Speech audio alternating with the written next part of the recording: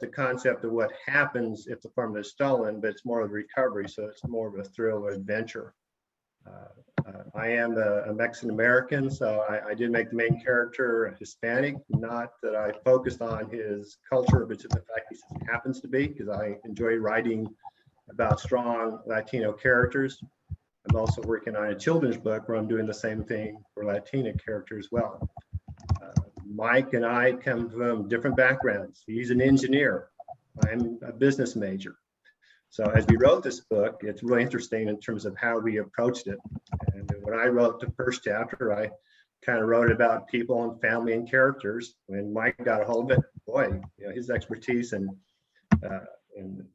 genetics and things that he's gone through really was really helpful. Plus his international travel was great because we did write about Bangladesh and other parts of China as well. I think we have a great story. Again, we are first-time authors.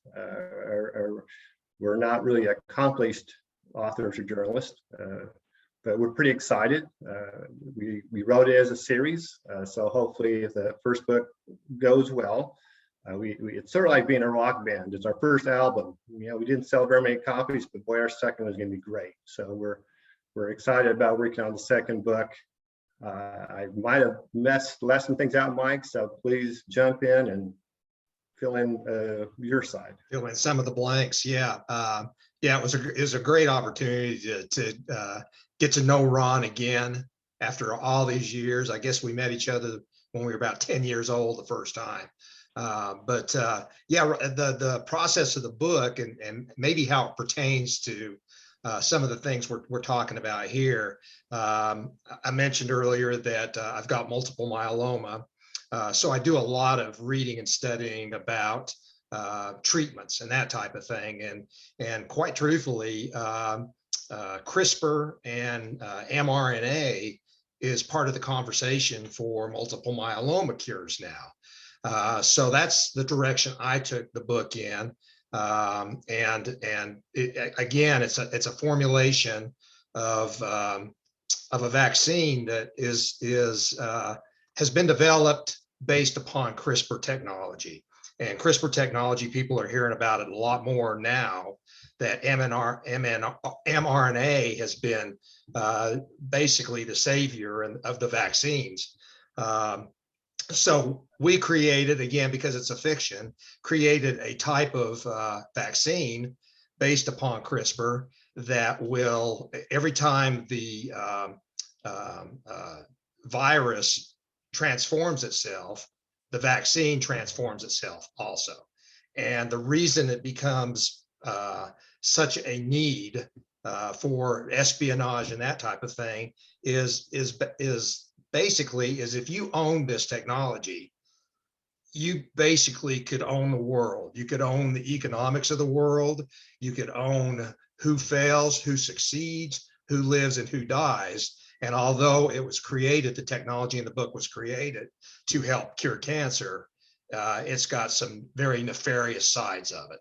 And that's where we took the book. And there's a lot of great characters. Ron mentioned Bangkok and China. There's a lot of scenes in these these countries that, based upon my experiences there, we've been able to do it. Ron was really good on pulling characters together and calling BS on me when I would do certain things. But it was fun, and I think it's a great book. Our reviews are getting they're fantastic. The reviews are. People are really liking it, and it came out just at about the right time. And speaking of cybersecurity, we've talked about the next book. And cybersecurity is one of the things we talked about already, even before the colonial pipeline. So we're looking forward to carrying it even a little further. Yeah, if I could jump in, Mike, the book takes place in 2019. This is before Corona hit the U.S. So we write the story pre-Corona and what's happening with the Corona vaccine formula. The book ends February 2020. And we all know what took place in 2020 when the first announcements started coming out about the vaccine. So we thought that'd be a good place to end the book. So a lot happens beforehand. We get to the end. writing about 2020, it was reality. It took place. So even though it's a fictional book, it's sort of historical fictional, because at the very end we do put some stats on what really took place, and how many people were infected and how many deaths were resolved by the time we published the book. So we did try to keep it real at the very end and send the message, the importance of this virus is real. I mean, it's and we leave it open as to for the reader to decide who got the formula. That's sort of left open at the end. But there's a lot of statistics there, so wink, wink. Yeah. But what next, Ron? I mean, it's I think the other exciting news, Mike, is Mike's flying into Oklahoma City tomorrow. That's where I live. Mike's in North Carolina, and we have our first book signing on Saturday. So we have a party planned. Again, marketing for this book through Facebook and friends and everybody we could think of to get ready for that. We even have a well-known entertainer here that's going to perform, just to kind of launch and say a thank you to those who bought the book. And then they get the opportunity to have both authors to sign the book. So we're pretty excited about that. Again, we're still marketing. We're doing some of the same things, press releases, ads on Facebook. I appreciate it was Greg who kind of said what he did in terms of some of the marketing. We're probably going to take some of those ideas and move on to some of those as well, because it's a challenge. And the other aspect about self-publishing, and we went through Book Baby as well, is all our efforts. We're not able to tell the results of those efforts on Amazon because they've not released the sales yet. So we're kind of saying, geez, we've done this, we've done that. What's going to be the return on investment? So, but we didn't do this for the money. We did this out of some passion. Our press release kind of talks about binge watching the Tiger King. Instead of doing that, we wrote this book, and we really wanted to be able to tell people, hey, what did you do during the pandemic? Well, we wrote a book. What did you do? So we have something to say, and so hopefully people get out there and take a look for it and enjoy the book. Ron, can I ask you a question? When did the book first come to print? March 7th. I believe, okay. Yeah, with the launch. Yeah. Amazon takes at least 90 days. Yes. Before you get the information. Yeah. But I have to say that the press releases and the marketing and the Facebook ads have really paid off. I wanted to ask you, the other question was that I'm doing very well because I know that they had run out of the stock, and I'm, as a professor, it's easy to get students to buy your books. Everyone wants an A in your class. But I found that Barnes and Nobles has started their own publishing company. And I had people initially that were buying from Barnes and Nobles, and I tried to get them not to buy from Amazon because Amazon owns the world. And I'm not happy about that as an economist. But Barnes and Nobles is sort of backed off. They have my ebook, but they don't have people that when I say go to them, they say that they're no longer carrying. They're out of stock, but it's been out of stock, and people that actually paid their credit cards told me, friends of mine, that they were refunded their money. Have you had any experience with Barnes and Nobles in terms of? Yeah. Similar? Yeah, I've been on their site.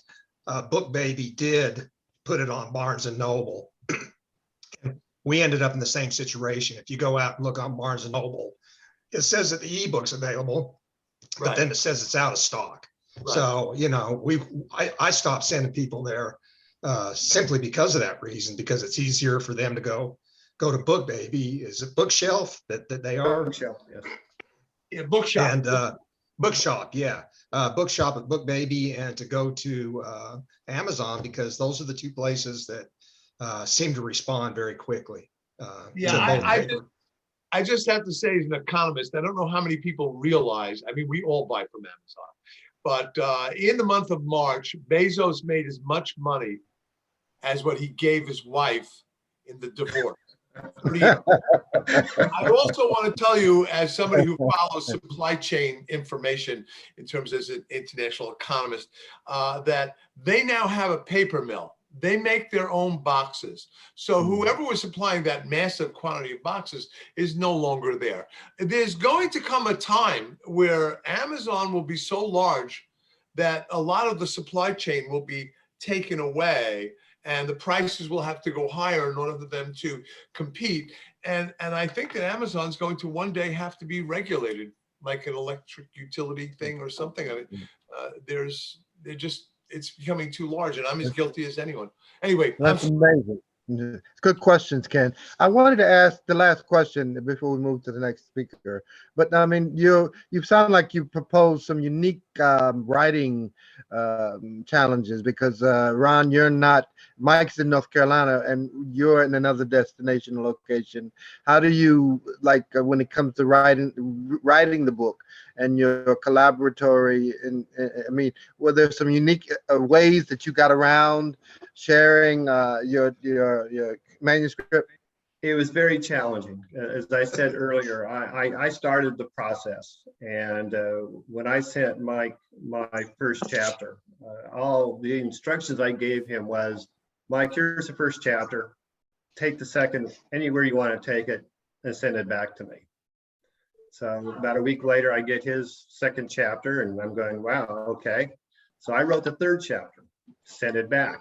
He wrote the fourth chapter, sent it back. And we did this volleyballing back and forth until about chapter 12, 13.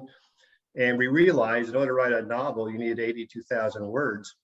And we decided at that point that we needed to have daily discussions because we had no idea where to take the characters, where to take the book, where to take the story. And develop the story just out of he and I talking back and forth on the phone. The challenges Yeah, we were, did. I said, Bar Harbor, Maine, never been. I called businesses there and wanted to get permission to use the name of their restaurants and bars to make it sound more realistic. I know nothing about lobster fishing. A lot takes place on a lobster boat. So it's been an education. And I've used the excuse when you write fiction, it's fiction. So if you do miss some things, we made it up. But again, as Mike said, we have some good characters, and this young man we wrote about, we paired him for hopefully the next chapter in his life and his story. And as Mike said, we're going back and forth some ideas how to take it, and yeah, we want him to be kind of a good character in terms of representing America. Again, like I said, representing Latino culture without shoving it down people's throats. It's just there's not enough characters out there of people of color without having to point out that they are. It just happens to be, and that's how I like writing. Okay. No, we're good. All that thought about the characters, Let's move on. and don't go away. I have to get. So who has to leave early because I have to get Sneh on. She has to get back to work. So okay, I have to get Jill. back to work. Yeah, I know. I'm still working. Can you all just stay on for just a few minutes, please? Please. Yes. Yeah, absolutely. Absolutely. I'm Okay. fine for a while. who are you? Well, Okay. We'll probably have to limit content descriptions by about 5 to 7 minutes. We will bring everybody back. But I want to introduce you to Snehi Chaplin. She makes ice cream. And I think we're all talking about books, but we have to talk about manufacturing. And given the world of cybersecurity, economic recession, and the third topic was well-being. So she brings in a very important component to the economy. She works out of Texas. So Snehi, tell us about the great ice cream. And then I promise I bring everybody in for 5 quick minutes, and those who can stay will do longer presentations. Hi, everyone.